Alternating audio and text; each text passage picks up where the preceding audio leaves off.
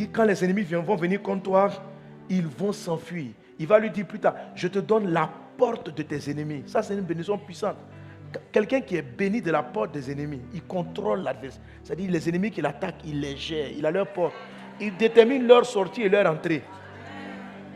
Dans la même bénédiction contre les ennemis, ça fait partie de la catégorie des bénédictions numéro 5. Celle qui dit en Deutéronome 28, ils viendront contre toi par un chemin, ils s'enfuiront par 7 chemins. C'est la même catégorie de bénédiction. Sauf que celle qui est citée, c'est que quand les ennemis arrivent, ils fuient. Voilà. Il y a une autre qui est encore plus puissante. Elle, là, tu prends la porte des ennemis. C'est-à-dire où ils ont fui, là, tu les enfermes. Tu dis, vous ne sortez plus. Ils sortent à ton désir. Quand tu as cette bénédiction contre les ennemis, Dieu t'a donné la porte de tes ennemis. Est-ce qu'on est ensemble? Est-ce qu'on est ensemble? Amen.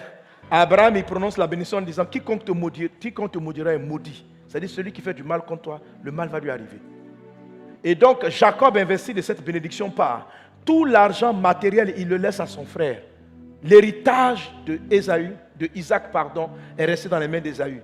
Jacob est parti sans rien, juste avec un sac. Mais lorsqu'il le pays où il était, quand il est revenu, il était plus riche que son grand frère, que son frère. Ah oui. La bénédiction est parlée pour lui. Il est arrivé dans un territoire, il est tombé sur un oncle escroc.